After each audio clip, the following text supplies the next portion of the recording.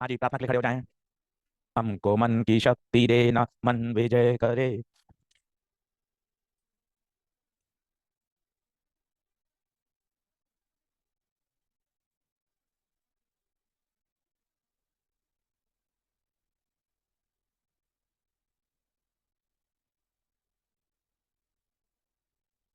बैठिए।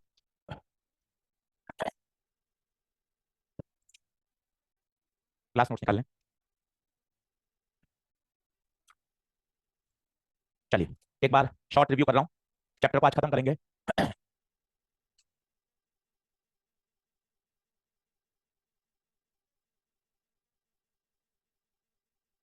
थोड़ा सा टर्म से दोस्ती करें।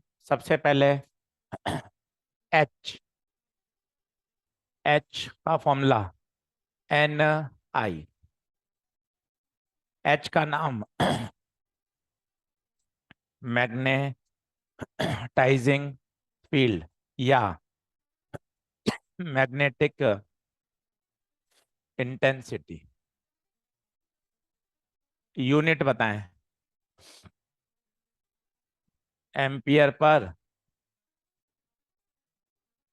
दूसरा बी। अगर एयर कोर हो तो B0 बराबर, अगर आपने मीडियम भर दिया, बी बराबर म्यू 0। तीसरा, म्यू R का फॉर्मूला 1 प्लस का है। चौथा, म्यू/म्यू 0 म्यू R। पांचवा,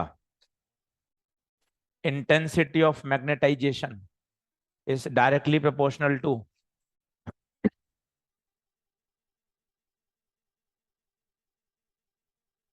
आई करंट नहीं है।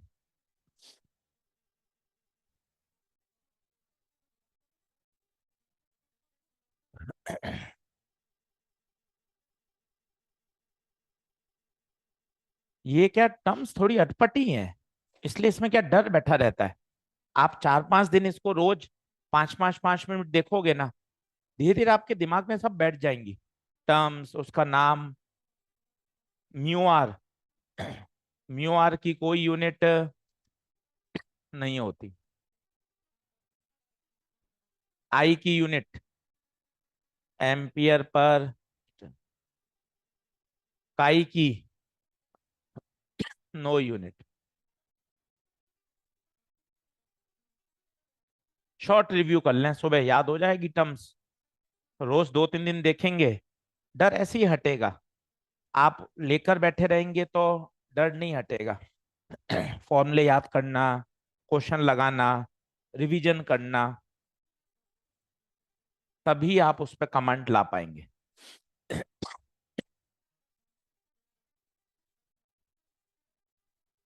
क्या आगे बढ़ूं? एक बार भैया ऑनलाइन वाले बच्चे बताइए। गुड मॉर्निंग, सभी को दिखाई दे रहा है? यस क्या देंगे एक बार thumbs up. Audio video clear है क्या? सभी ऑनलाइन वाले बच्चे बताएं एक बार। All okay? ठीक है। भैया आज 40-45 में थोड़ा बायो है। बायो मतलब प्रॉपर्टीज हैं, डाई पैरा फेरो। तो वो अपन को पढ़नी है, पढ़कर समझकर उनको याद करना है। ठीक है, तो आज ही अपन पढ़ेंगे। काफी कुछ मॉड्यूल में लिखा हुआ है, तो मॉड्यूल भी खोल लें। कुछ कुछ बातें मैं नोट्स में लिखाऊंगा, कुछ मॉड्यूल से पढ़ लेंगे। कुल मिला के ये पूरा तैयार हो जाएगा।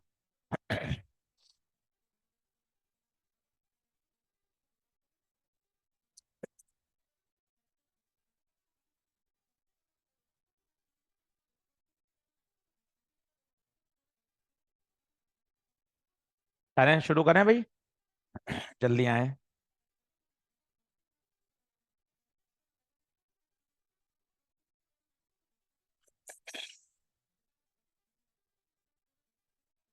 21 तारीख का कॉमन टेस्ट, तैयारियां शुरू कर दें भाई। अपना सिलेबस देख लिया क्या? करंट, कैपेसिटर, मैग्नेट, मैग्नेटिज्म, रे है क्या आपके बैच में? चलो अच्छी बात है, एक बड़ा टॉपिक नहीं है। चलो लिखें।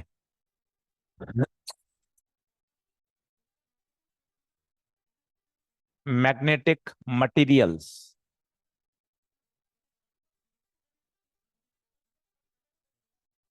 अब थोड़ा ध्यान से सुनना भैया, बायो बायो ज्यादा है, थ्योरी वाला पार्ट ज्यादा है, थोड़ा ध्यान से सुनिएगा। सबसे पहले कुछ पुरानी बातें बात करता हूं, ध्यान से सुनते जाइएगा। जब एक इलेक्ट्रॉन चक्कर लगाता है तो इसका मैग्नेटिक मोमेंट होता है, अगर आपने नोट्स पढ़े हैं तो ऑर्बिटल इलेक्ट्रॉन का मैग्नेटिक मोमेंट हमने पढ़ा है, हाफ क्यू वी आर। अब सुनते जाना कहाँ से थ्योरी डेवलप हो रही है धीरे धीरे, है ना, तो इंटरेस्ट आएगा। केवल सीधा रटोगे तो मजा नहीं आएगा। तो ऑर्बिटल इलेक्ट्रॉन का जो मैग्नेटिक मोमेंट है वो है हाफ क्यू वी आर। ये मैग्नेटिक मोमेंट आया है ड्यू टू ऑर्बिटल मोशन। ये तो हम पढ़ सकते हैं, पर बहुत डिटेल में जाएंगे तो हम ये भी जानते हैं कि इलेक्ट्रॉन का क्या होता है, स्पिन मोशन भी होता है। इन दोनों के कारण क्या पैदा होता है, मैग्नेटिक मोमेंट। अब आप मुझे तुक्का मार के बताइए, ऑर्बिटल मोशन के कारण भी आ रहा है और स्पिन के भी आ रहा है, ये तो एक इलेक्ट्रॉन है, जबकि अंदर तो बहुत सारे इलेक्ट्रॉन्स होंगे। तो कुल मैग्नेटिक मोमेंट के क्या केस बन सकते हैं? या तो नेट क्या हो जाए, जीरो, बिकॉज मैग्नेटिक मोमेंट कैसी क्वांटिटी है, वेक्टर। और या दूसरा कौन क्या हो सकता है, मैग्नेटिक मोमेंट क्या हो, नॉन जीरो। सर आप क्या कहना चाहते हैं, थोड़ा ऊपर से जा रहा है, सरल एग्जांपल ले लो, हर बात को सरल तरीके से समझो। किसी एक क्लासरूम में बहुत सारे बच्चे इस टेबल पे फोर्स लगा रहे हैं, आप मुझे बताओ रिजल्टेंट क्या क्या हो सकता है? या तो रिजल्टेंट जीरो होगा या रिजल्टेंट नॉन जीरो होगा। इसके अलावा तू तीसरी संभावना बता दे, पॉसिबल ही नहीं है। बहुत सारे बच्चे इस पे पोडियम पे फोर्स लगा रहे हैं, दो संभावना है, या तो नेट फोर्स जीरो होगा या नेट फोर्स, किसी एटम है ये, बहुत सारे अंदर इलेक्ट्रॉन्स है, चक्कर लगा रहे हैं, ऑर्बिटल मोशन हो रहा है, स्पिन मोशन हो रहा है, नेट मैग्नेटिक मोमेंट या तो जीरो होगा, या अगर magnetic moment of individual atom is zero तो उसे हम बोलते हैं डाई मैग्नेटिक सब्सटेंस। और अगर नॉन जीरो है तो उसे हम बोलते हैं पैरा या फेरो। तो बेसिक सबसे पहली परिभाषा डाई और पैरा फेरो की, बिल्कुल छोटे छोटे बच्चे से पॉइंट इकट्ठे कर रहे हैं। डाई की बताइए, in diamagnetic substance, diamagnetic substance, individual individual atom का मैग्नेटिक मोमेंट बताइए कितना, जीरो। अगर इंडिविजुअल एटम का मैग्नेटिक मोमेंट जीरो है, then such substance are called diamagnetic substance. जबकि पैरा फेरो में क्या होगा, in para oblique ferro each atom have each atom have its individual magnetic moment। बहुत तसल्ली से पढ़िए, ऐसा तगड़ा तैयार करना है, क्योंकि ये ना थोड़ा सा फंसने वाला टॉपिक है। एक ये था फंसने वाला, इसको अपन ने लास्ट टर्न पे खूब घिसा, आज फिर समझाऊंगा अभी लास्ट में जाते जाते। ये ऐसे टॉपिक हैं जिससे बच्चा भागता है, आप इस पे कमांड करिए। ये डाई पैरा फेरो, इससे बच्चा परेशान रहता है। तो आप बेसिक, कितना बेसिक से हमने बात करी कि ना इस पोडियम पर 15-20 बच्चे फोर्स लगा रहे हैं, तो इसको अपन ने लास्ट टर्न पे खूब घिसा, आज फिर समझाऊंगा अभी लास्ट में जाते जाते। ये ऐसे टॉपिक हैं जिससे बच्चा भागता है, आप इस पे कमांड करिए। ये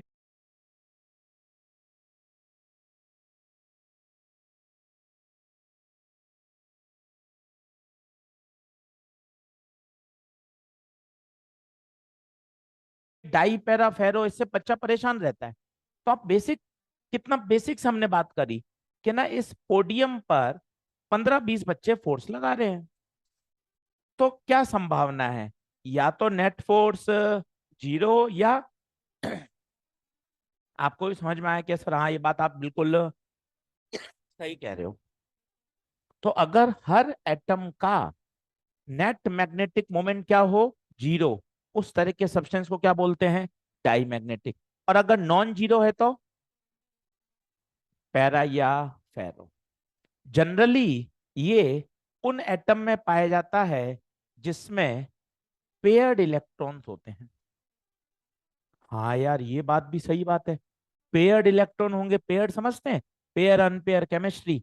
अगर पेयर इलेक्ट्रॉन होंगे तो एक दूसरे का मैग्नेटिक मोमेंट कैंसिल करने की संभावना बढ़ जाएगी। तो ये किसमें पाया जाता है? जिसमें पेयर्ड इलेक्ट्रॉन होते हैं जनरली। ऐसा नहीं है कि जरूरी है पेयर होना, जनरली। उदाहरण कोई बता सकता है? वाटर, वाटर में पेयर होते हैं अनपेयर होते हैं? पता नहीं सर, आप तो लिख दो, मेरी केमिस्ट्री मामला गड़बड़ी है, चलो कोई बात नहीं। अल्कोहल है ना, हाइड्रोजन, इन सब में क्या है? पेयर्ड इलेक्ट्रॉन है, कोई अनपेयर्ड नहीं। जैसे कॉपर, तो कॉपर थोड़ा सा एक्सेप्शन है। कॉपर में क्या है? एक अनपेयर्ड इलेक्ट्रॉन है, पर काफी सारे क्या हैं? पेयर्ड हैं। अगर मॉलिक्यूल ऑर्बिटल्स में जाएं या कॉपर की मेटेलिक की बात करें, कॉपर सब्सटेंस की, तो कॉपर कॉपर के बीच में भी मेटेलिक बॉन्डिंग होती है। तो फाइनली कॉपर का जो प्रभाव आया देखा गया, तो उसका नेट मैग्नेटिक मोमेंट कितना आया? और अगर नेट मैग्नेटिक मोमेंट जीरो है तो बताओ क्या माना जाएगा? Diamagnetic. लिखना शुरू करिए। अगर इसकी आप फोटो बनाएंगे तो किसी भी इंडिविजुअल एटम के पास कोई मैग्नेटिक मोमेंट नहीं है, जबकि पैराफेरो में हर एटम के पास अपना खुद का क्या है? Magnetic moment. किसी को कुछ याद आ रहा हो इससे? तो कैपेसिटर में हमने पढ़ा था पोलर डाइलेक्ट्रिक और नॉन पोलर डाइलेक्ट्रिक। आराम से लिखिए, थ्योरेटिकल है, पर एक बार धीरे धीरे समझ में आएगा ना, तो मजा आ जाएगा चीजों का, आपको याद करने का भी मन करेगा। और इसके बाद एक बार एनसीईआरटी जरूर पढ़ लेना।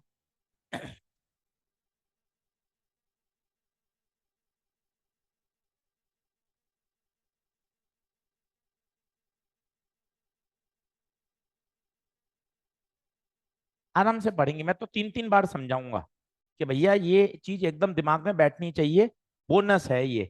अब अच्छे से तैयार कर सकते हो, अपने तो कोई जल्दबाजी नहीं है।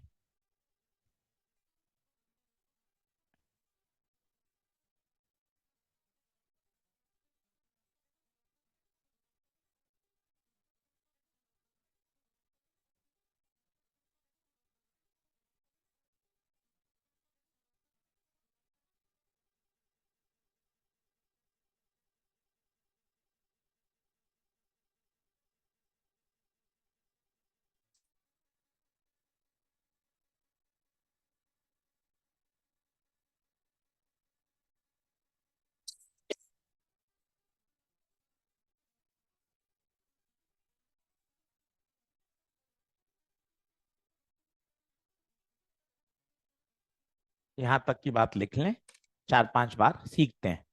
कोशिश करें कि एजी सर यहीं आप ही इसको याद कराओ, मैं चीज को समझ लूं। मोर और लेस सब चीजें ऑब्जर्व्ड हैं, देखी गई हैं, उसके बाद इनको क्लासिफाई किया गया है।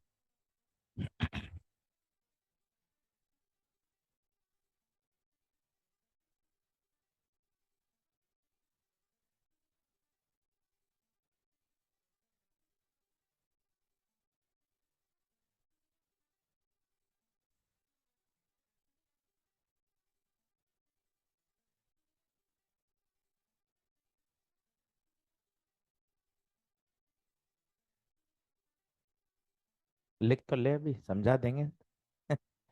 कहा ना 4 बार समझाएंगे। लिख तो ले।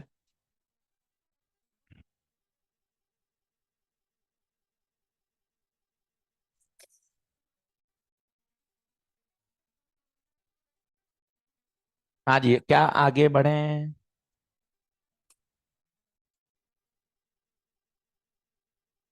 बहुत अच्छे से देखिए, ये अपने आप में नीट का सवाल है। इंडिविजुअल एटम के पास है, बट सिस्टम का नेट कितना है? कोई बताएगा क्यों नेट जीरो है? Due to randomness. हर एटम के पास है, पर पूरे का तो यहां भी कितना है? Zero, due to random orientation.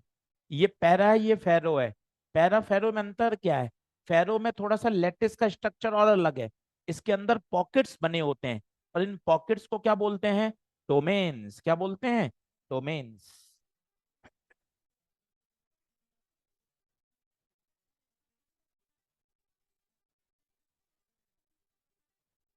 पहली परिभाषा, यहीं से नीट का एक सवाल बना हुआ है भैया।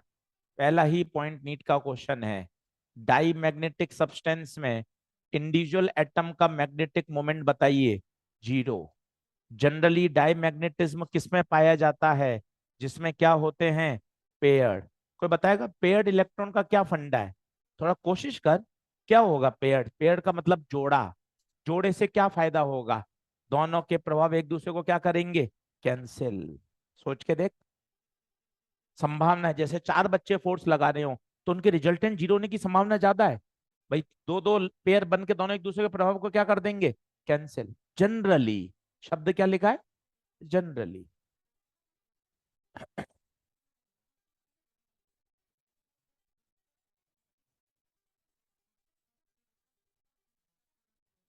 क्या आगे बढ़े हैं? लिखने का तेरा बड़ा धीरे रहता है मामला। समझ समझ के लिखते हैं सर।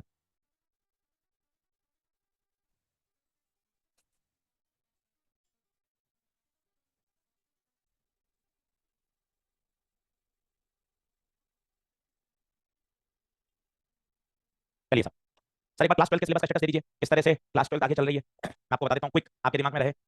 12th में तीन मॉड्यूल हैं फिजिक्स के, चार पाँच छः। एक ब्रॉड क्लासिफिकेशन आपको चलते फिरते याद होना चाहिए। कुल फिजिक्स के मॉड्यूल छः। 11वीं के तीन, 12वीं के तीन। चार पाँच छः। चार और पाँच ये पूरा क्या है? इलेक्ट्रोडायनेमिक्स। इसमें से हमने करंट पढ़ लिया, कैपेसिटर पढ़ लिया, मैग्नेट पढ़ लिया, मैग्नेटिज्म पढ़ लिया। अब हम पढ़ेंगे ईएमआई, एसी, ईएमडब्ल्यू और इलेक्ट्रोस्टैट्स। ये पूरा इलेक्ट्रोडायनेमिक्स है, ये मैं आपको पूरा पढ़ा रहा हूँ। छह के दो टुकड़े हैं। ऑप्टिक्स। ऑप्टिक्स में हमारा रे वाला पार्ट हो चुका है। एक वेव ऑप्टिक छोटा सा बच्चा है। और है मॉडर्न। मॉडर्न आपका शुरू हो चुका है। तो आपको एक क्लियर व्यू मिल रहा है कि सर मेरे तीन मॉड्यूल मुझे दिखाई दे रहे हैं। 12वीं की physics, electrodynamics and optics and modern physics. तो इसको अच्छे से धीरे धीरे तैयार करिए। सिलेबस अपने ट्रैक पर है। अच्छी तरीके से सिलेबस पूरा कराएंगे। रिवीजन भी करवाएंगे। वन शॉट भी लेंगे। मेजर टेस्ट सीरीज भी चलेगी मार्च अप्रैल में। बहुत अच्छी तरीके से सिलेबस को बढ़िया रिव्यू किया जाएगा। टेंशन न ले। आइए। डाई मैग्नेटिक कौन? ईच एटम का मैग्नेटिक मोमेंट। इसमें बताओ ईच एटम का है, फोटो में देखना। देख मैंने यहाँ क्या बनाया? डॉट। डॉट क्यों बनाया? है ही नहीं, है ही नहीं। ये क्या बना है? ये तीर के निशान। मैग्नेटिक मोमेंट है। तो बात को समझ, फोटो से ही समझ सकता है। हर एटम का मैग्नेटिक मोमेंट है, बट सिस्टम का जीरो है। ये किसकी बात हो रही है? Each atom. ये किसकी बात हो रही है? पूरे मटेरियल की। जैसे आप मटेरियल खरीद के लाए, तो मटेरियल में एक एटम थोड़ी ना होता है, लाखों करोड़ों एटम है। तो हर एटम के पास तो मैग्नेटिक मोमेंट है। पर सिस्टम का कितना है? अच्छा, यहां सिस्टम का कितना है? यहां भी जीरो है। इसका मतलब सिस्टम का तो दोनों में ही जीरो है। देख ले भाई। पेयर्ड इलेक्ट्रॉन में क्या पाए जाने की संभावना है? Diamagnetism. अनपेयर में पैरा और फेरो। पैरा और फेरो में अंतर क्या है, जल्दी से बताइए। फेरो में थोड़ा सा लैटिस का मामला अलग है। उसके अंदर क्या बने हुए हैं? डोमेन्स। क्या यहाँ पर फोटो, खुद बोलो, फोटो बोल रहेगी, क्या हर एटम के पास अपना मैग्नेटिक मोमेंट है? सिस्टम का कितना है? क्यों जीरो है? Due to randomness. बता, क्या पहला पॉइंट थम्स अप है? देख ले भाई, डाई पैरा। चलो, अब एक एक को डिटेल में पढ़ते हैं। Diamagnetism. Diamagnetism. पहला पॉइंट बता, ईच एटम के पास है या नहीं है? नहीं है। ईच एटम है जीरो मैग्नेटिक मोमेंट।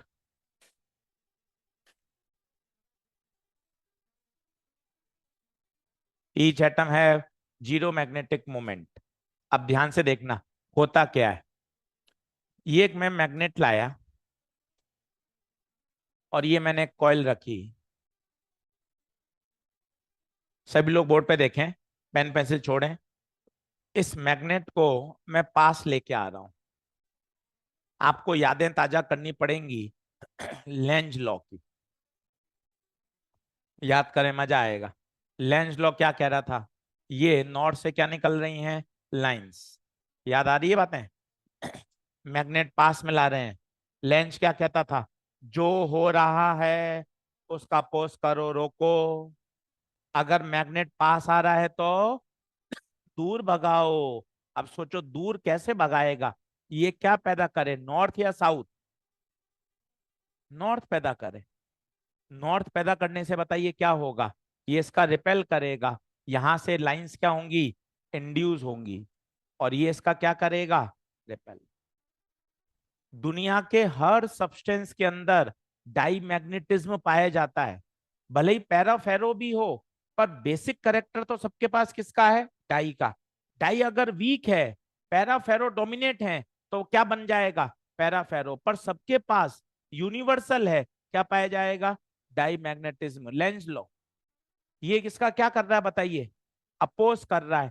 कैसी मैग्नेटिक फील्ड पैदा कर रहा है? विपरीत या सेम दिशा में? कैसे पता चला? ये देख, इसकी लाइंस इधर है, इसकी लाइंस इधर है। ए जी सर, आपने ये लाइंस कैसे बना दी? क्योंकि ये नॉर्थ है तो ये, और नॉर्थ से क्या निकलती हैं? लाइंस। इसका मतलब ये क्या शो करेगा? वीक रिपल्शन या अट्रैक्शन? रिपल्शन। हो क्या रहा है? 5-6 बार सुनेंगे तब समझ में आएगा। ये बताइए, ये हर एटम का बताइए मैग्नेटिक मोमेंट कितना? Zero. When no external field is applied. When no external magnetic field is applied. जैसे ही आपने एक्सटर्नल मैग्नेटिक फील्ड लगाई, ये एक्सटर्नल फील्ड है, बताइए इसका ये क्या करेगा? अपोज या सपोर्ट? तो कैसी मैग्नेटिक फील्ड पैदा करेगा? वे अपोजिट। ये देखिए, ये इसके अंदर क्या हो गया? इंड्यूस। पहले हर एटम के पास कितना था बताइए? जीरो। अब उसने ऐसा मैग्नेटिक मोमेंट पैदा किया ताकि उस एक्सटर्नल फील्ड का क्या कर पाए? अपोज। ये कैसा बिहेवियर है बताइए? वीक रिपल्शन या स्ट्रॉन्ग रिपल्शन? Weak repulsion. ये यूनिवर्सल करेक्टर है। यूनिवर्सल का मतलब क्या होता है? यूनिवर्सल का मतलब क्या होता है? सभी जगह पाया जाता है। सर ये दो चित्र समझ में नहीं आए। ये कब का चित्र है बताइए? जब कोई मैग्नेटिक फील्ड नहीं लगाई, हर एटम का मैग्नेटिक मोमेंट। जैसे ही आपने एक्सटर्नल फील्ड लगाई, इसने क्या किया? अपोज किया। देखिए अपने आप के मैग्नेटिक मोमेंट इसके अपोज में जमाए या सपोर्ट में जमाए? अपोज में जमाए। कुछ कुछ दिमाग में घुस रहा होगा। डाई मैग्नेटिज्म कैसा फिनोमिना है? वीक फिनोमिना है। और देखिए, ये मेरे पास एक डाई मैग्नेटिक सब्सटेंस की बार है, ठीक है। इसको मैंने एक्सटर्नल फील्ड में रखा। आप चित्र देखिएगा, मजा आएगा। चित्र देखिएगा, मजा आएगा। ये ऐसा क्यों हुआ बताइए? क्योंकि इसने क्या किया? इस डाई मैग्नेटिक ने अपने अंदर से लाइंस ऑफ फोर्स को पास होने दिया या रिपेल किया? रिपेल किया, रिपल्शन किया। तो देखिए यहां पर मैग्नेटिक फील्ड क्या हो गई? कम हो गई। इसका मतलब इसके अंदर अगर काई की वैल्यू देखें तो वो नेगेटिव होती है। सर ये कहां से आ गया? अब सर बातें कठिन हो रही हैं। धीरे धीरे कठिन होंगी, चिंता क्यों कर रहा है? नींद खुलेगी। काई नेगेटिव क्यों है जरा सोच। आई इज प्रोपोर्शनल टू क्या होता है? एच। एच क्या होता है बता? External field. ये एक्सटर्नल फील्ड लगाई, पर इसके अंदर जो चुंबकत्व पैदा हो रहा है वो उसके अपोजिट हो रहा है या सेम डायरेक्शन में? अपोजिट हो रहा है, दैट्स वाई काय इसका क्या है, नेगेटिव। बाहर आपने लगाई एयर में फील्ड बी नॉट, इसके अंदर फील्ड आई बी, कोशिश करिए बी नॉट से बड़ा होगा या कम होगा, कम होगा। पूछिए क्यों, क्योंकि इसने कैसा पैदा किया, अपोजिट। एक्सटर्नल कैसा था आगे, अपोजिट कहाँ है, पीछे। तो बताइए नेट क्या हो गया, कम। इसका मतलब B is less than B naught. B naught का फॉर्मूला बताइए, mu naught H. Net B का बताइए, mu naught mu R H. H से एच, म्यू नॉट से म्यू नॉट, तो mu R is less than one. ये सारी property हैं। अब तू ऐसे याद करेगा तो परेशान हो जाएगा। क्या कर, सर वापस समझा दो। ये शब्द बहुत बढ़िया है सर, 5 5 बार मैं बोलूंगा, मैं समझाता रहूंगा, तो चिंता क्यों कर रहा है। मैं समझाता रहूंगा, आराम से देख, आराम से बिंदास देख। बता ये कौन है, बोल, कोशिश कर, नींद खोल। एक्सटर्नल मैग्नेटिक फील्ड, कोशिश कर। एक्सटर्नल मैग्नेटिक फील्ड, इसके अंदर आपने क्या रखा, एक डाई मैग्नेटिक सब्सटेंस। बता फील्ड इसमें से जाना पसंद करेगी या नहीं करेगी, क्यों नहीं कर रही बता। क्योंकि डाई मैग्नेटिक क्या करता है, रिपल्शन। लेंस लो याद कर, क्या करेगा, रिपल्शन। कैसा रिपल्शन, वीक या स्ट्रॉन्ग, मतलब डाई मैग्नेटिक प्रॉपर्टी कैसी प्रॉपर्टी है, वीक। ये बता, अब अच्छे से बता। इसके अंदर ये आया इंड्यूस, ये था बी नॉट, तो इसके अंदर जो बी होगा वो बी नॉट से कम या ज्यादा, क्यों कम हुआ बता, कारण बता। क्योंकि उसने अपोजिट किया। सर कुछ वैल्यू से बताओ ताकि मेरी नींद खुले, नहीं तो मुझे एसएसटी लगेगा। ठीक है, 100 न्यूटन लगाया, 2 न्यूटन का उसने अपोज मारा, तो बता कितना बचा, 98। कम हुआ या बढ़ गया। और सर आपने वैल्यू कितनी अच्छी ली, क्या वैल्यू भी आप सोच समझ के बोल रहे हो, हाँ सोच समझ के बोल रहा हूँ। तू नींद में, मैं थोड़ी ना हूं नींद में। सर कैसे, आपने 100 लगाया, पर देखो आपने अपोज में कितना कम बोला, क्यों कम बोला बताइए, क्योंकि वीक फिनोमिना है। सर इतना सोच समझ के बोलते हो और तू कुछ भी बोल देता है। हम थोड़ा ना बोल सकते हैं कुछ भी यार, हमें तो बहुत सोच समझ के बोलना पड़ता है। अपोजिशन में कितना आएगा, 2। क्यों दो ही क्यों बोला, 20 भी तो बोल सकता था। डाई मैग्नेटिक कैसा फिनोमिना है, वीक। अब बता नेट कम हुआ या बढ़ गया, इसका मतलब जो बी है क्या वो बी नॉट से कम होगा। बी नॉट कब है बता, जब एयर है। एयर में फॉर्मूला बोल, म्यू नॉट एच। सब्सटेंस में बता, mu naught mu R H. Mu naught से म्यू नॉट एच से, तो बता म्यू आर की वैल्यू लेस देन वन। अब तुझे वो काई नेगेटिव समझ में नहीं आया था, मैंने काई नेगेटिव सीधा लिख दिया था लास्ट स्लाइड में, तूने देखा। सर मेरे हवा नहीं लगी, कोई बात नहीं, तुझे ऐसे बोलना पड़ेगा, सर मेरे हवा नहीं लगी, तो मेरे पास दूसरे भी तरीके हैं। ये हमारी जिम्मेदारी है कि आपको दूसरे तरीके से भी समझाएं। म्यू आर बराबर 1 प्लस का है। अब म्यू आर की वैल्यू 1 से, कोई 1 से छोटी ले ले, कोई भी तेरी मर्जी, कोई भी ले ले। 0.2 ले ली, 0.2। अब म्यू आर रख 0.2, 1 प्लस का है, तो बता 0.2 - 1, तो खुद बता काई की वैल्यू क्या आई, नेगेटिव आ गई। तुझे बोलना तो पड़ेगा, मुझे समझ नहीं आ रहा, तब मैं 4 4 तरीके से समझाने का प्रयास करूंगा कि भाई काई की वैल्यू क्या है, नेगेटिव है। म्यू आर की वैल्यू क्या है बता, लेस देन 1 है। अपोजिशन है या सपोर्ट है, वीक है या स्ट्रॉन्ग है, वीक है। ये चित्र कब का है, ये चित्र कब का है, जब कोई फील्ड, हर एटम का मैग्नेटिक मोमेंट, ये कब का है, जब आपने कोई एक्सटर्नल मैग्नेटिक फील्ड।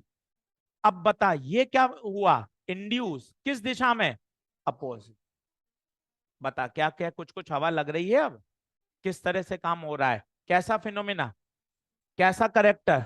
यूनिवर्सल का मतलब सब में, पैरा और फेरो में भी पाए जाएगा, पर पैरा फेरो में पैरा फेरो के गुण डोमिनेट कर गए, तो डाई वाला कम हो गया। यस और नो, लिखना शुरू कर तसल्ली से। 2 बार और समझा दिया जाएगा, टेंशन ना ले, बढ़िया सीखेंगे, यहीं तुझे याद हो जाएगा पूरा।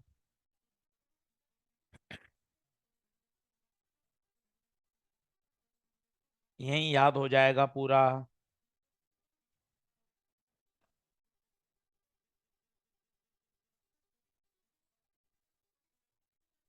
अपोज करता है या सपोर्ट करता है?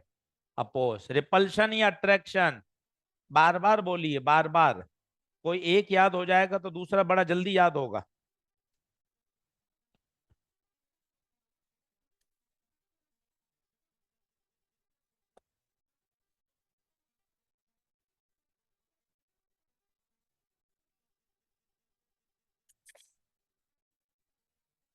घर पे आधा घंटा दीजिए। जब हम पूरी जान लगा रहे हैं 4 4 बार समझाने में, हम कहीं घास काटने की इच्छा ही नहीं रख रहे, तो तेरी भी इच्छा शक्ति होनी चाहिए के सर। मैं भी इसको पूरा तैयार करके लाऊंगा A1। इसके थ्योरेटिकल क्वेश्चंस, इसकी पूरी थ्योरी, एकदम मैं भी चकाचक करके आऊंगा। ऐसी मन में आनी चाहिए, मन में भी नहीं आती है, ये हमें बोल के हमें इंड्यूस करनी पड़ती है। कैसा तू सोच कि मैं घर जाके होमवर्क करूंगा।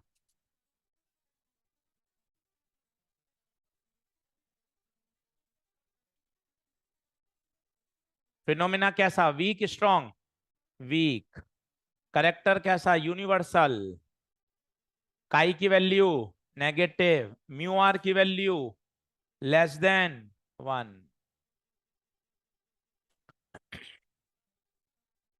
ये फोटो भी काम का है।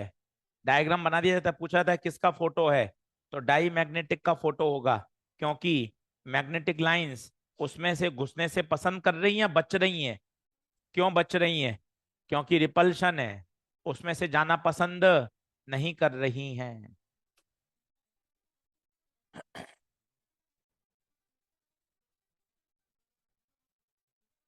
एग्जाम्पल: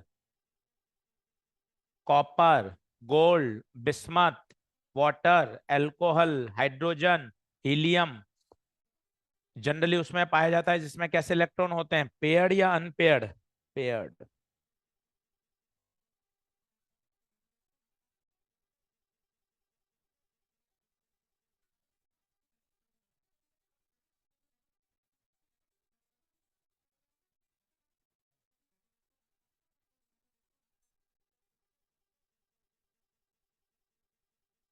मिटा रहा हूं भैया, मिटा रहा हूं भैया, स्लाइड चेंज कर रहा हूं भैया।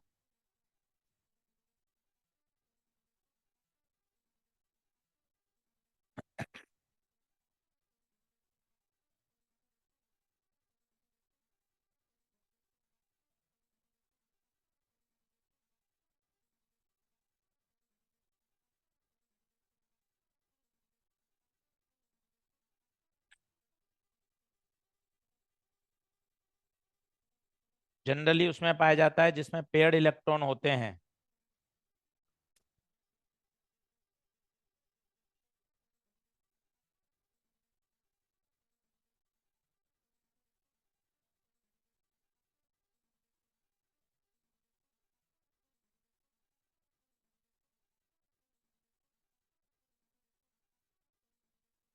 क्या आगे बढ़ें? काई की वैल्यू नेगेटिव। अच्छा, नेगेटिव की आप फील ले सकते हैं, नेगेटिव क्यों? क्योंकि उसके अंदर, आप इसको और डिटेल में, उसके अंदर जो चुंबकत्व पैदा हुआ। सर ये क्या शब्द है चुंबकत्व? उर्दू का शब्द बोल ही नहीं पा रहा हूं। चुंबकत्व का मतलब होता है उसके अंदर जो मैग्नेटिज्म पैदा हो रहा है वो एक्सटर्नल से कैसा है? अपोजिट। आप ऐसा फील करिए। ये चुंबकत्व क्या है? चुंबकत्व का मतलब होता है मैग्नेटाइजेशन। उसके अंदर जो चुंबक का व्यवहार पैदा हो रहा है वो एक्सटर्नल मैग्नेटिक फील्ड के कैसा है? अपोजिट। दैट्स वाई काई की वैल्यू नेगेटिव, म्यू आर की वैल्यू लेस देन 1। टेम्परेचर। क्या आगे बढ़ें? काई की वैल्यू नेगेटिव। अच्छा, नेगेटिव की आप फील ले सकते हैं, नेगेटिव क्यों? क्योंकि उसके अंदर, आप इसको और डिटेल में, उसके अंदर जो चुंबकत्व पैदा हुआ। सर ये क्या शब्द है चुंबकत्व? उर्दू का शब्द बोल ही नहीं पा रहा हूं। चुंबकत्व का मतलब होता है उसके अंदर जो मैग्नेटिज्म पैदा हो रहा है वो एक्सटर्नल से कैसा है? अपोजिट। आप ऐसा फील करिए। ये चुंबकत्व क्या है? चुंबकत्व का मतलब होता है मैग्नेटाइजेशन। उसके अंदर जो चुंबक का व्यवहार पैदा हो रहा है वो एक्सटर्नल मैग्नेटिक फील्ड के कैसा है? अपोजिट। दैट्स वाई काई की वैल्यू नेगेटिव, म्यू आर की वैल्यू लेस देन 1। टेम्परेचर पे डिपेंडेंसी देखा गया प्रैक्टिकली, टेम्परेचर पे इसकी कोई डिपेंडेंसी नहीं होती, कोई डिपेंडेंसी नहीं है, does not depends on temperature.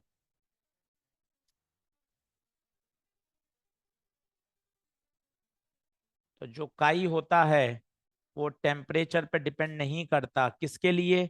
Die magnetic के लिए।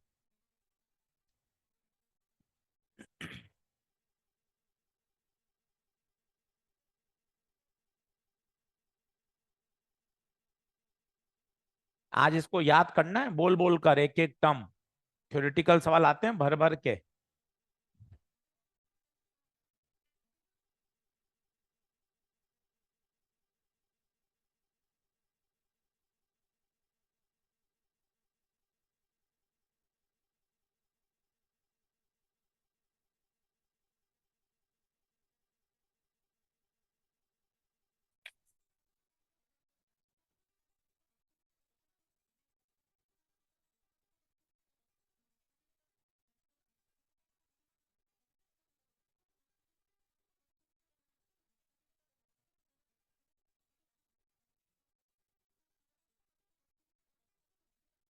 समीर भैया, H2 की बात हो रही है, H2।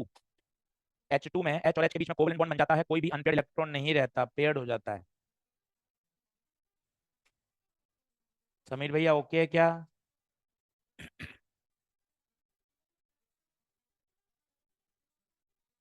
ये सर काई की टेम्परेचर पे डिपेंडेंसी तो समझ में आ रही है, सीधी लाइन आएगी। पर आप ये लाइन ऊपर भी तो बना सकते थे, नीचे क्यों बनाई? नीचे क्यों बनाई? क्योंकि काई हैव नेगेटिव वैल्यू, काई have negative value.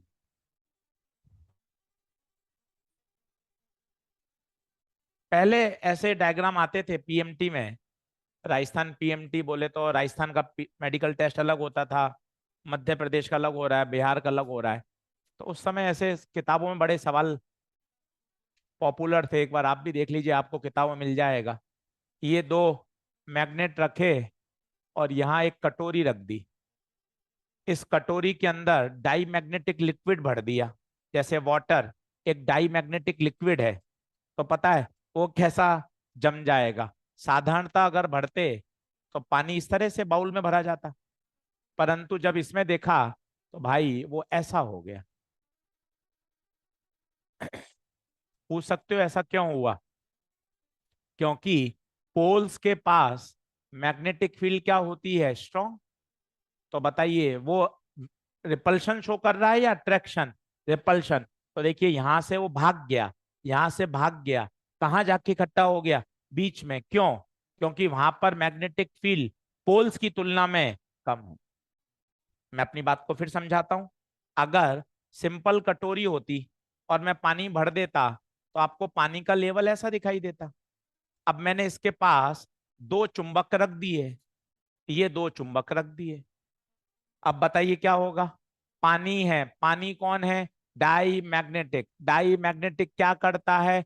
Week repulsion. मतलब कहाँ भागेगा? दूर भागेगा, दूर, स्ट्रॉन्ग की तरफ नहीं, कहाँ? वीक की तरफ।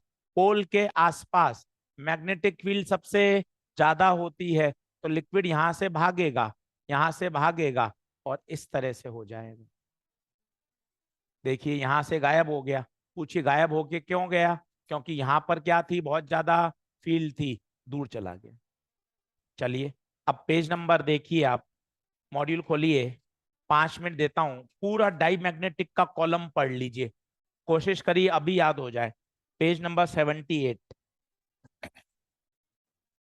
पूरा पढ़ डालिए। पेज नंबर 78 डाई मैग्नेटिक का पूरा एक कॉलम बना हुआ है, पूरा पढ़ लीजिए, मजा आ जाएगा, सारे पॉइंट क्लियर हो जाएंगे। Module page number 78। अच्छे से पढ़ लीजिए, फिर अपन आगे बढ़ते हैं। कोशिश करिए अभी कभी सारे याद हो जाए। अपोज करता है या सपोर्ट करता है? अपोज। वीक फिनोमिना है या स्ट्रॉन्ग फिनोमिना है? वीक। पूरा पढ़ लीजिए एक बार में।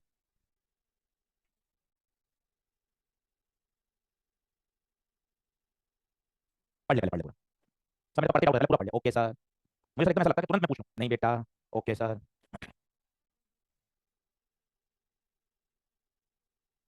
कितने पॉइंट है बता कुल? 9, 9 के 9 पढ़, 2 से 3 बार रीडिंग लगाई यहीं।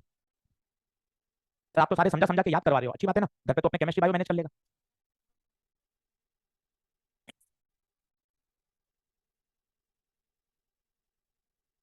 सर तीसरा पॉइंट अभी समझ में नहीं आ रहा, अभी छोड़ दे तीसरा पॉइंट, तीसरा पॉइंट अभी छोड़ दे। पांचवा बता, काई क्या होगा? नेगेटिव, टिक लगा दे पांचवा। छठा बता, म्यू आर की वैल्यू लेस देन 1, ये भी सही है। सातवां बता, मैग्नेटिक मोमेंट हर एटम का 0, ये भी सही है। आठवां बता, टेम्परेचर पे डिपेंड ही नहीं करता, ये भी सही है। चौथा बता, डायग्राम बता, अंदर से घुसना पसंद करेंगी या नहीं करेंगी? नहीं करेगी। तो सिर्फ तीसरा पॉइंट कठिन लग रहा है, उसको गोला मार दे, वो भी आ जाएगा धीरे धीरे। बाकी मेरे हिसाब से क्लियर हो जाने चाहिए। एग्जाम्पल एक बार पढ़ ले, जरूरत नहीं है वैसे रटने की। फिर भी bismuth, copper, silver, gold, H2O2, ये हीलियम, ये सब कौन है? Die magnetic. तो एक्साइज खोल, पन्ना पलट के 1.4 पे आ, इसी के आगे 1.4 है, पेज नंबर 80 पर है 1.4। अब क्वेश्चन देखता जा, एक से लेकर पन्ना पलट कितने क्वेश्चन है, अब तू देख। पेज नंबर 83, 82, 83 आ, पेज नंबर 82, 83। ऐसे बायो जैसी फीलिंग आ रही है देख। कोई न्यूमेरिकल नहीं है, कोई वैल्यू नहीं है, दोनों हाथ से टिक लगाना है, बायो में ऐसे करते हैं, इधर टिक इधर टिक इधर। फुल बायो जैसी फीलिंग आ रही है, एक भी कहीं भी कोई न्यूमेरिकल नहीं है देख। कितना बढ़िया है, ऐसा पूरा सब्जेक्ट हो जाए, आनंद आ जाए। तेरा यही तो ड्रीम है कि फिजिक्स भी ऐसी हो जाए जिसमें कहीं पेन चलाना ही। देख 82, 83 तेरे ड्रीम पेज है, देख पेज नंबर 82, 83 तेरे ड्रीम पेज है, एक भी न्यूमेरिकल नहीं है, विच शोज दैट ये पूरा टॉपिक कैसा है? थ्योरेटिकल। ये तेरे ड्रीम पेज हैं, सारे 6 के 6 मॉड्यूल ऐसे हो जाएं, आनंद आ जाए। इसमें केवल क्या करना है, सुबह रट्टा लगाना है और आधे घंटे बाद मॉड्यूल सॉल्व कर लेना है, दोनों हाथ से एक साथ सॉल्व होता है धमाधम। क्या आगे बढ़े क्या? चलिए लिखें पैरामैग्नेटिक। पैरामैग्नेटिक में बताइए, each atom have its own magnetic moment. Each atom have its own magnetic moment. Each atom have its own magnetic moment. थोड़ा अंतर समझिएगा, नहीं तो परेशान हो जाएंगे। Each atom have its own magnetic moment.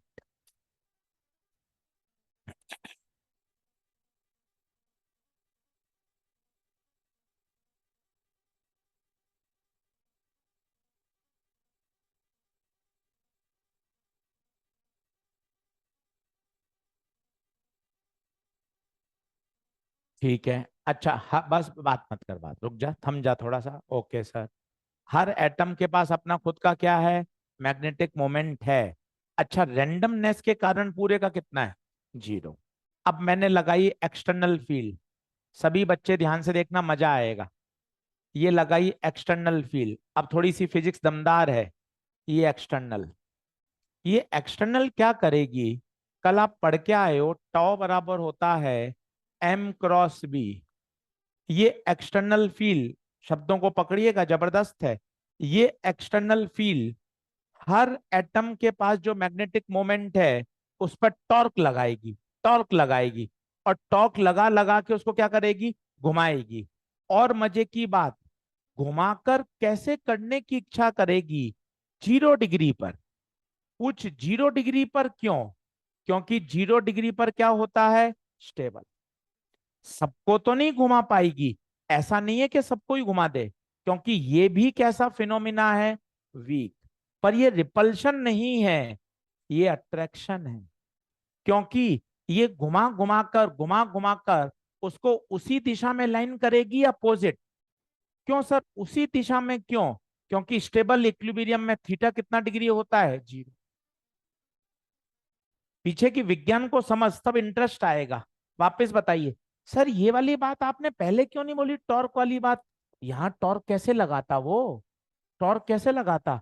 किसी के पास अपना खुद का मैग्नेटिक मोमेंट ही। थोड़ा समझने का प्रयास कर, कर सकता है तू, चिंता क्यों कर रहा है? अपने आप पे भरोसा रख। अब ये क्या कर रहा है? ये एक्सटर्नल फील्ड इन सभी मैग्नेटिक मोमेंट पर क्या कर रही है? टॉर्क लगा रही है, टॉर्क लगा के उसको क्या कर रही है? अलाइन, कोशिश कर रही है। पूरा अलाइनमेंट नहीं होता, वीक फिनोमिना है। पर फिर भी क्या कर रही है, कोशिश। तो बताइए, उसी दिशा में अरेंज होंगे या अपोजिट? इसका मतलब जब आप इसको एक्सटर्नल फील्ड में रखते हो, तो ये देखिए, फील्ड लाइंस इसमें से जाना पसंद करती हैं या इसका अपोज करती हैं? जाना पसंद करती हैं। मतलब पैरा बिल्कुल डाई का उल्टा है। अगर उल्टा है तो बिल्कुल सारा छाप दीजिए। एक्सएम वहां नेगेटिव है तो यहां पॉजिटिव। म्यू आर की वैल्यू वहां लेस देन वन तो यहां ग्रेटर देन वन। सर आप इसको डिराइव भी करते हो ना? हाँ मैं डिराइव कर देता हूं, आजा। तो खुद बताना, बाहर कितनी है बी नॉट, अंदर कितनी है बी। अब बी बड़ा है या बी नॉट बड़ा है, कैसे वो सोच। ये जो पैरामैग्नेटिक की रॉड है, इसने अपना चुंबकत्व कैसा पैदा किया, उसी दिशा में या अपोजिट? बहुत अच्छा कर रहा है तू, बहुत अच्छा। उसी दिशा में पैदा किया। ये था 100, ये था 3 न्यूटन उसी दिशा में। तो कुल कितना हो गया, 103। बढ़ा या घटा? इसका मतलब बी बी नॉट से बढ़ेगा। क्या मैं सही लिख पा रहा हूं? चलिए बी नॉट का फॉर्मूला बताइए, कमॉन, कल का। म्यू नॉट एच, बी का बताइए, come on. Mu naught mu R H, S से, म्यू नॉट से, mu R is greater than. क्या बात ओके है? म्यू आर वन से बड़ा। इसका काय पॉजिटिव। अट्रैक्शन या repulsion? Attraction, weak attraction. Phenomena कैसा है, वीक फिनोमिना है। वो क्या कर रहा था, रिपेल। ये क्या कर रहा है, अट्रैक्ट। लाइंस ऑफ फोर्स अंदर जाने की इच्छा रख रही है या नहीं रख रही है? रख रही है। लिखने की कोशिश करिए, कोई एक समझ में आ जाएगा ना, तो कहीं कोई दिक्कत नहीं है। जनरली किस में पाया जाता बताइए, पेयर्ड या अनपेयर्ड? क्यों अनपेयर्ड इलेक्ट्रॉन में, क्यों? क्योंकि अनपेयर्ड इलेक्ट्रॉन है तभी तो हर एटम के पास इंडिविजुअल मैग्नेटिक मोमेंट बचने की संभावना है।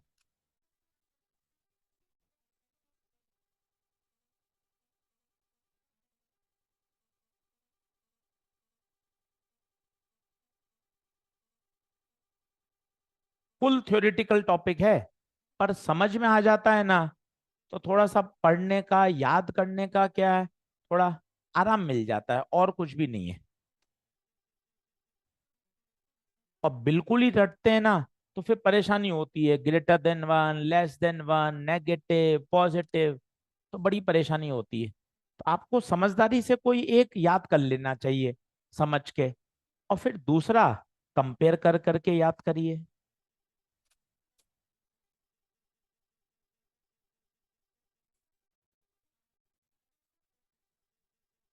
किया जा सकता है, मतलब मुश्किल से आप 1 घंटा भी नहीं लगेगा आप इसको, और इसको आप पूरा तैयार कर सकते हो।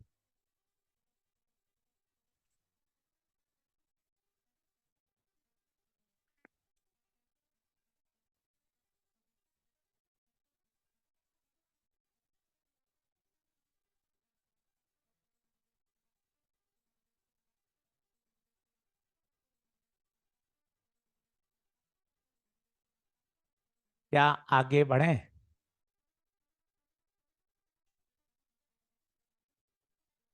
तैयारी में लग जाइए। मैग्नेटिज्म पूरा तैयार करिए। इसके शॉर्ट नोट बना लीजिए। पूरा इसको तैयार करिए, इसकी एनसीईआरटी करिए। एनसीईआरटी में मन लगाइए, 2 चैप्टर हैं, चैप्टर 4 और चैप्टर 5। नई एनसीईआरटी खरीद के रख लीजिए। उसके क्वेश्चंस लगाइए, सारे कर सकते हैं। 3 से 4 प्रश्न आते हैं मैग्नेट के हर साल, और इसको अच्छा किया जा सकता है। 5 5 बार रिवाइज करना पड़ेगा। तो अभी मौका है, पेपर में भी आ रहा है 21 तारीख को, और ज्यादा सवाल आएंगे क्योंकि ये करंट टॉपिक है। कैपेसिटर 23 कॉन्सेप्ट हैं। 3 दिन 4 दिन रोज 6 6 कॉन्सेप्ट तैयार करिए। एक दिन में उसको समेटने की इच्छा मत रखिए। 6 कॉन्सेप्ट बस, आधा घंटा। फिर 6 कॉन्सेप्ट, 4 दिन में कैपेसिटर पूरा हो जाएगा। ऐसा बहुत बड़ा रॉकेट नहीं है, दिखता है करंट इलेक्ट्रिसिटी इतना मोटा है, पर रिवाइज करते हैं तो हो जाता है।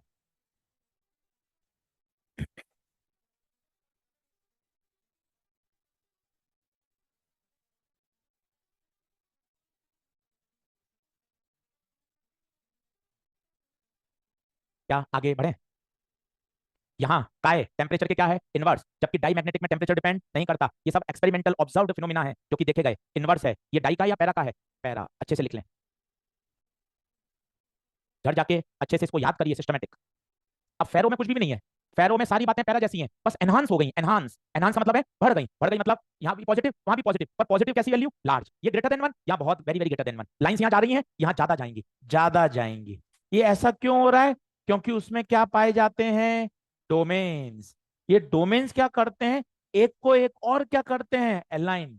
एक ने अलाइन किया, फिर दूसरा करेगा, दूसरा तीसरे को करेगा।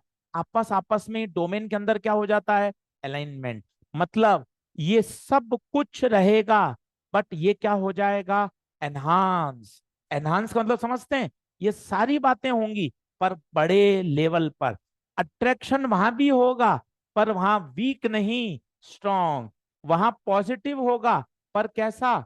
Large. Mu R greater than one नहीं, वेरी ग्रेटर देन वन। सब कुछ लगेगा। तो आप दिमाग में याद कर सकते हैं, डाई अलग कर दो, पैरा फेरो तो दोनों सेम है। फेरो पैरा के ही गुण हैं पर थोड़े से एनहांस लेवल पर हैं। और एनहांस लेवल के पीछे क्या कारण है? वो है एटॉमिक लेवल पे जाके जब पढ़ाई करते हैं तो डोमेन्स।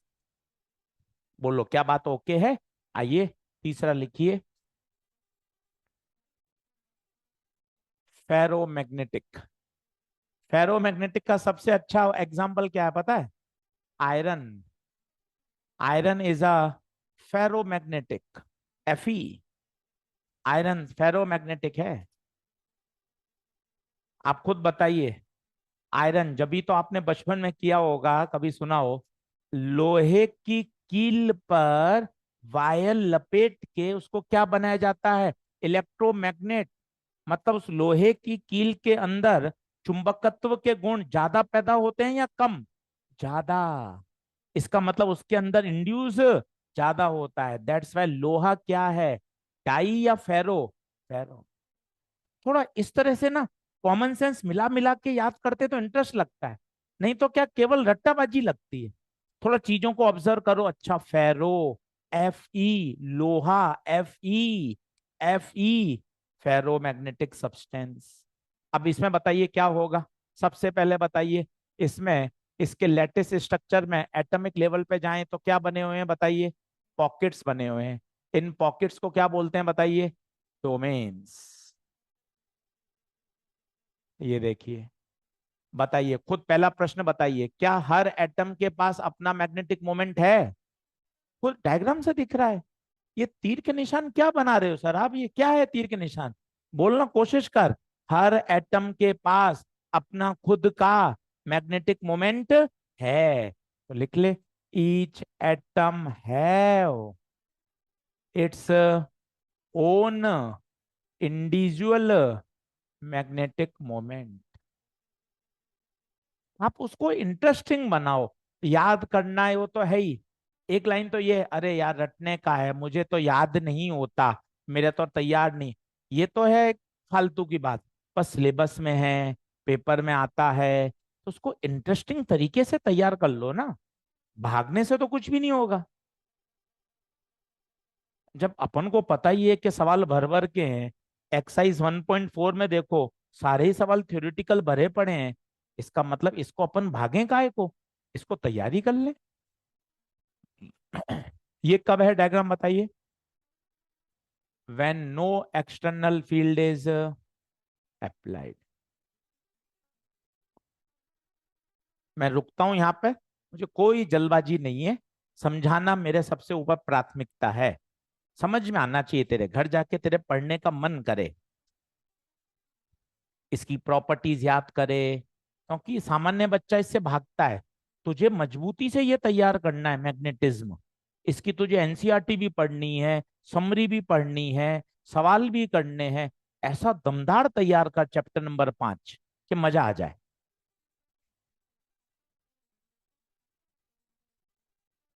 ठीक है साहब, पहला पॉइंट ओके है सभी का। दूसरा बताइए, काई की वैल्यू पॉजिटिव या नेगेटिव? पॉजिटिव में भी कैसी वैल्यू? लार्ज। म्यू आर की वैल्यू 1 या very very greater then 1? Very very greater than one. बताइए, अट्रैक्शन या स्ट्रॉन्ग अट्रैक्शन?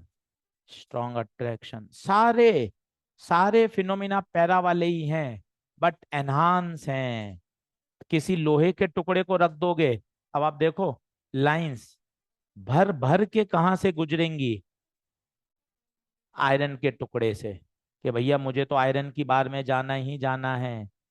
बता, क्या हो रहा है, अट्रैक्शन या रिपल्शन? Strong attraction. तो खुद मुझे सोच के बता, बी बी नॉट से बड़ा होगा या छोटा होगा? क्यों बड़ा, क्यों? कोशिश करो, क्योंकि अच्छा सेंटेंस बोलो। आयरन मैग्नेटाइज होकर जो फील्ड पैदा कर रहा है, वो उसी दिशा में कर रहा है, उसी दिशा में कर रहा है, तो ऐड हो रहे हैं। सर ये उसी दिशा में क्यों कर रहा है, ये भी बता सकते हो? बताया ना भी, देख, जब आप ये एक्सटर्नल फील्ड लगाओगे तो क्या लगाएगा? टॉर्क। टॉर्क लगा लगा के हर एटम को क्या करेगा? घुमाएगा। डोमेन है, एक्सचेंज कपलिंग कहलाता है ये फिनोमिना। ज्यादा डिटेल में हमारे नहीं है, एटॉमिक लेवल पे पढ़ाया जाता है हायर स्टडीज में। क्रिस्टल स्ट्रक्चर है, ये डोमेन्स बन जाते हैं, और डोमेन एक दूसरे को क्या करते हैं? और अरेंज करते हैं। कोई बताएगा उसी दिशा में क्यों अरेंज हो रहे हैं? क्योंकि स्टेबल इक्विलिब्रियम के लिए थीटा को क्या रखना जरूरी है? जीरो।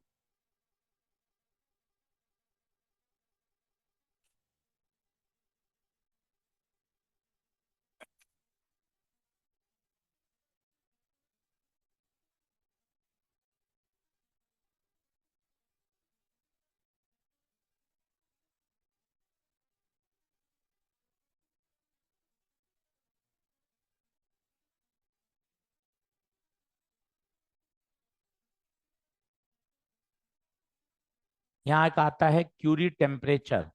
पिछले साल का थोड़ा कच्चा पक्का याद हो तो, क्यूरी टेम्परेचर के ऊपर जाने पर, क्यूरी टेम्परेचर के ऊपर जाने पर जो फेरोमैग्नेटिक हैं वो क्या बन जाते हैं?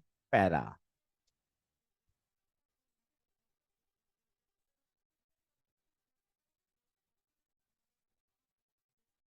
क्योंकि स्टेबल इक्विलिब्रियम के लिए थीटा को क्या रखना जरूरी है? रहा है, वो उसी दिशा में कर रहा है, उसी दिशा में कर रहा है, तो ऐड हो रहे हैं। सर ये उसी दिशा में क्यों कर रहा है, ये भी बता सकते हो? बताया ना भी, देख, जब आप ये एक्सटर्नल फील्ड लगाओगे तो क्या लगाएगा? टॉर्क। टॉर्क लगा लगा के हर एटम को क्या करेगा? घुमाएगा। डोमेन है, एक्सचेंज कपलिंग कहलाता है ये फिनोमिना। ज्यादा डिटेल में हमारे नहीं है, एटॉमिक लेवल पे पढ़ाया जाता है हायर स्टडीज में। क्रिस्टल स्ट्रक्चर है, ये डोमेन्स बन जाते हैं, और डोमेन एक दूसरे को क्या करते हैं? और अरेंज करते हैं। कोई बताएगा उसी दिशा में क्यों अरेंज हो रहे हैं? क्योंकि स्टेबल इक्विलिब्रियम के लिए थीटा को क्या रखना जरूरी है? जीरो।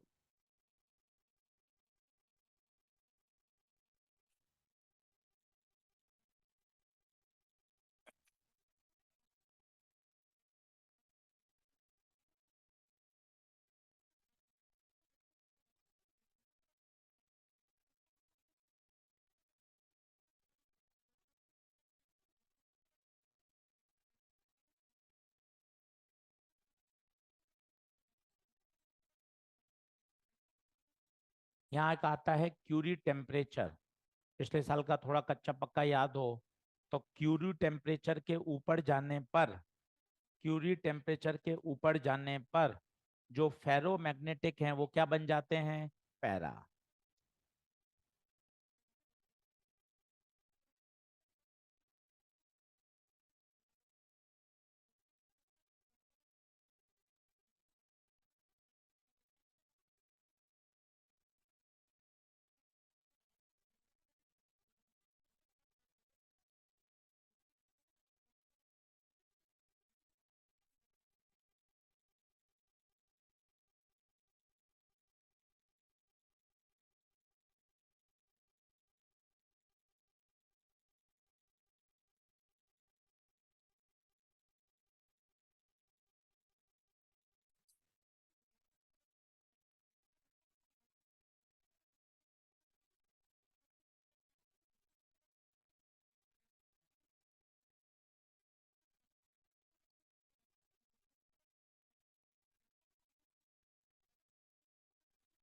ये सब ऑब्जर्व्ड फिनोमिना है भाई।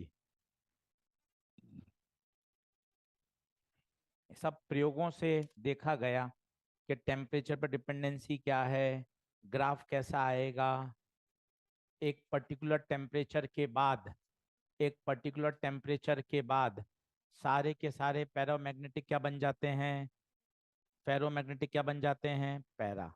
उस टेम्परेचर को क्या कहते हैं, क्यूरी टेम्परेचर।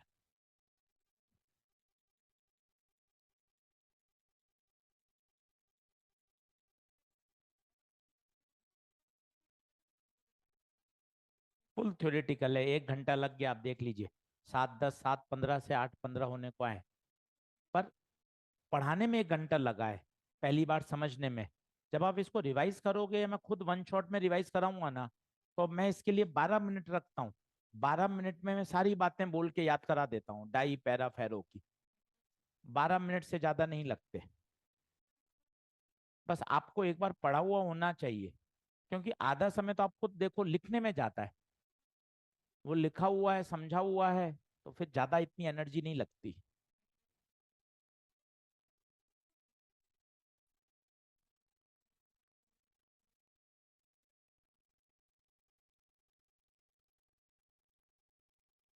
क्या आगे बढ़े?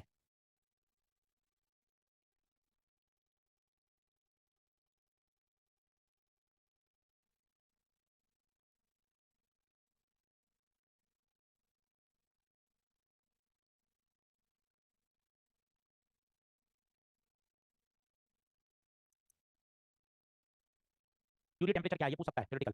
तो बोलिए, above Curie temperature all ferromagnetic substance behave like a paramagnet. Curie temperature के ऊपर जाने के बाद सभी फेरो क्या बन जाते हैं, पैरा। अब थोड़ा थोड़ा याद करिए। करूँ स्लाइड चेंज कर दूं क्या? चलिए आइए, आप थोड़ा रिकॉल कराता हूँ, है ना, टेढ़ा मेढ़ा, ताकि आपको समझ में आए कि किस तरह से याद करना है। चैप्टर समाप्ति की ओर है, पूरा इसको तैयार कर लीजिए, शानदार। 2 चैप्टर हैं ये एनसीईआरटी के। Chapter number 4, chapter number 5। Cyclotron syllabus से हट गया है, साइक्लोट्रॉन सिलेबस से हट चुका है। चलिए देखें, सभी लोग ध्यान से देखें। वापस थोड़ा थोड़ा बताता हूँ। पहले मुझे बताइए, वीक फिनोमिना कौन कौन है? Die and para. डाई क्या है? Weak repulsion. ये वीक अट्रैक्शन। ये क्या है? Strong attraction. मोटा मोटा याद रखिए, पैरा और फेरो सेम है, बस किसकी बिल्कुल अलग है, डाई बिल्कुल अलग है। ये पैरा, ये फेरो। कोई एक याद कर लो, आपको मजा आ जाएगा। डाई का है, नेगेटिव। तो बताइए इसका, पॉजिटिव। इसका पॉजिटिव विथ लार्ज वैल्यू। ये सब बार बार लिखने के याद हो जाते हैं।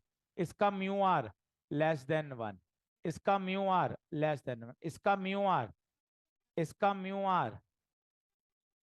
ये टेम्परेचर पे डिपेंड ही, ये टेम्परेचर के इनवर्सली। और इसमें क्यूरी टेम्परेचर आ जाता है, तो T-T। अब सोचो, 1 मिनट भी नहीं लगा। फोटो से समझना चाहें, कभी कभार एक बार नीट में सवाल आ गया, डायग्राम बने हुए थे 3 सैंपल के, XYZ, पहचानो कौन क्या क्या है। देखना आप, पहचानो कौन क्या है।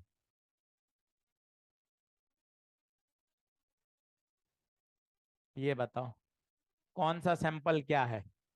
ये रिपल्शन है, डाई। ये रिपल्शन है, डाई। ये अट्रैक्शन है, पैरा। ये जबरदस्त अट्रैक्शन है, पैरा। ऐसा भी सवाल आया हुआ, चित्र ही दे दिए, बताइए कौन क्या है। काई नेगेटिव पॉजिटिव, अट्रैक्शन कौन, रिपल्शन कौन, कॉस बताइए। ये जनरली उसमें पाया जाता है जिसमें पेयर्ड इलेक्ट्रॉन हो। ये किस में पाया जाता है? अनपेयर्ड इलेक्ट्रॉन में पाया जनरली।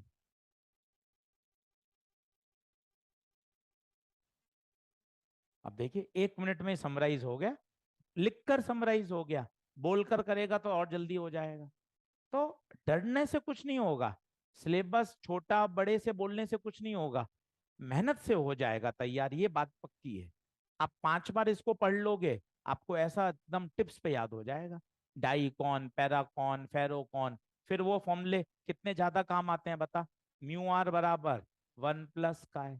सर अब तो छोड़ दो, अरे काय को छोड़ दो यार, लिख लिख के याद करो ना। बी नॉट बराबर म्यू नॉट एच, एच बराबर एन आई, म्यू आर बराबर म्यू अपॉन म्यू नॉट। काय को छोड़ दो, याद होने चाहिए। काई बराबर आई बाय एच। दिक्कत क्या है? जब तुझे खुद को पता है कि भैया नंबर कम आते हैं, इसमें बहुत ज्यादा इंप्रूवमेंट चाहिए, तो दबा के मेहनत करे ना यार। इतनी मेहनत करके यार फिजिक्स मेरा यूं जबरदस्त लाइन पे चले, और क्यों नहीं चलेगा? जब इच्छा शक्ति अपनी पॉजिटिव हो जाएगी, पढ़ने की इच्छा रहेगी, समझ में आएगा, सवाल बनेंगे, तो तेरा खुद का पढ़ने का मन करेगा कि आज यार मैं इसकी पूरी एक्सरसाइज करता हूँ सॉल्व। क्यों नहीं बनेगी? चलिए आगे बढ़ते हैं। ये सब लिखा, ये तो मैंने अपना खुद का रिवीजन किया। आप मत लिखो, याद हो जाएगा। Erase all. आप लिख, याद हो जाएगा पूरा का पूरा। ये तो मैंने अपने खुद के लिए लिखा कि मुझे याद रहे। आप सिर्फ देखें, आगे लिखें गॉस लॉ इन मैग्नेटिज्म। आप भी इमोशनल हो जाते हैं, ए जी सर मेहनत कर रहे हैं, मैं भी करूंगा। ऐसे तुरंत तुरंत ऐसे इमोशनल नहीं होते, बस ऑब्जर्व करते हैं, हाँ ठीक है सर। हाँ, आप भी धमाधम वापस लिखने लग गए। लो एक बार और छाप लो। अरे वापस पूरा पूरा यही याद हो जाएगा, परेशानी हो जाएगी। लिखें गॉस लॉ इन मैग्नेटिज्म।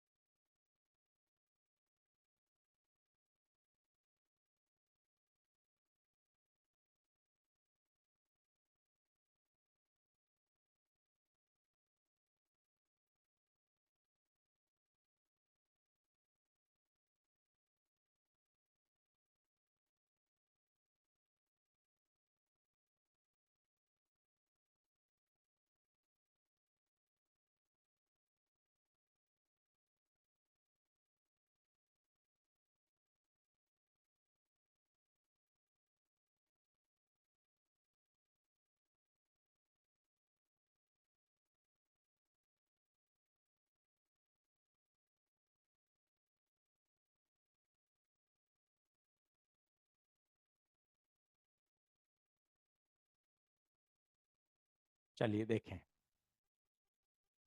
ये सारे सेंटेंस एक ही हैं। ये कहना चाहता है, जो निष्कर्ष है वो ये है, किसी भी क्लोज सरफेस से मैग्नेटिक फ्लक्स हमेशा जीरो होता है। क्यों होता है पहले आप चेक करिए, आपको मजा आएगा। ये इलेक्ट्रोसेट से अलग है, आप चेक करना। जैसे ये मैंने कोई आर्बिटरी शेप लिया, सभी फील करिए, अच्छा टॉपिक है। पहले आशीष सर ये गोल गोल गोल गोल क्या बनाया है?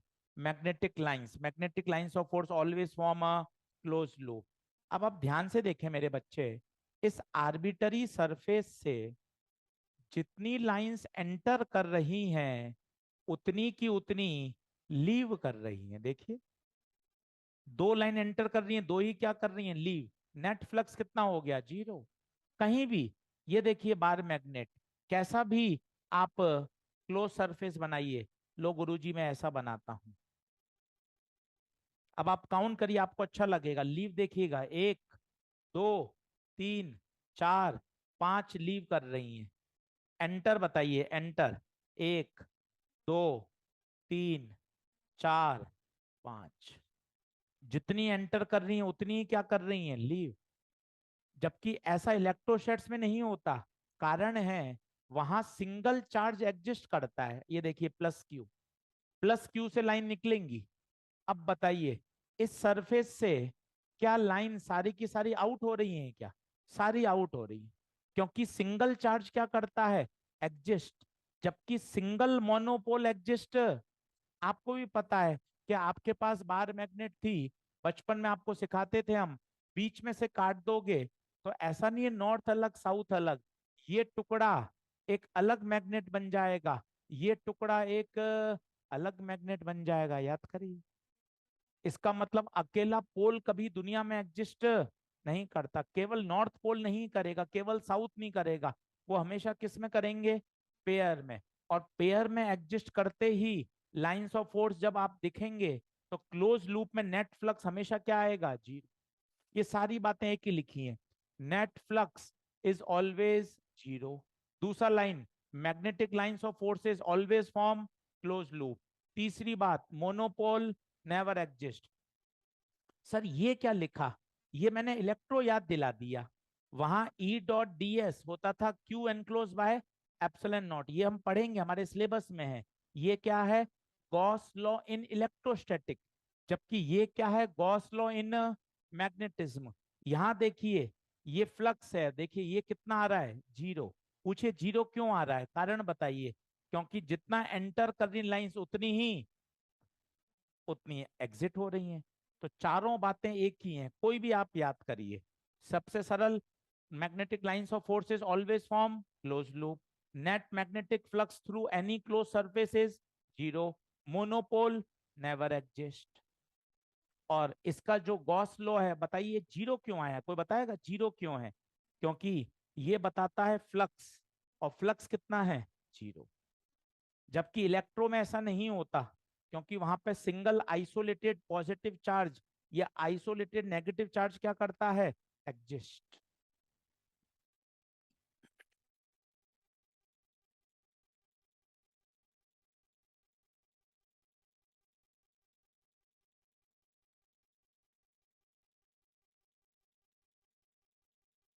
पहला लेक्चर खोल लीजिए, बायो सवर्ट लॉ। ये आपके 2 चैप्टर पूरे हो गए। अगला लेक्चर मैंने और एक सेफ रखा है, जिसमें हिस्टेरिस कर्व बताऊंगा। वैसे तो काफी सालों से इस पर क्वेश्चन भी नहीं आया है, एनसीईआरटी में भी नहीं है, फिर भी 15-20 मिनट हिस्टेरिस कर्व डिस्कस कर लेंगे। मूविंग कॉइल गैल्वेनोमीटर पढ़ लेंगे। तो इस तरह की चीजें कर लेंगे। बाकी कंटेंट वाइज आज पूरा हो चुके हैं। ये 2 चैप्टर हैं, चैप्टर नंबर 4 और chapter number 5।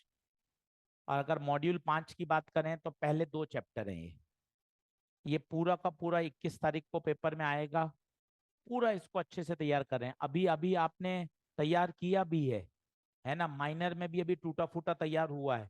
Back to back 2-3 बार कर लेंगे तो शायद ये पूरा चैप्टर ही आपके एकदम सिस्टमेटिक तैयार हो जाएगा, बहुत अच्छे लेवल पे। और आसान है, इसके शॉर्ट नोट्स बना लीजिए, सारे कॉन्सेप्ट लीजिए, सारे फॉर्मूले, solid power, cylinder, ampere law, बड़ा चैप्टर है। चलिए, सभी का धन्यवाद। अगले लेक्चर में सभी मॉड्यूल लेकर आइएगा। अगले लेक्चर में इसको खत्म कर दूंगा, समय बचेगा तो ईएमआई शुरू करूंगा, इलेक्ट्रोमैग्नेटिक इंडक्शन।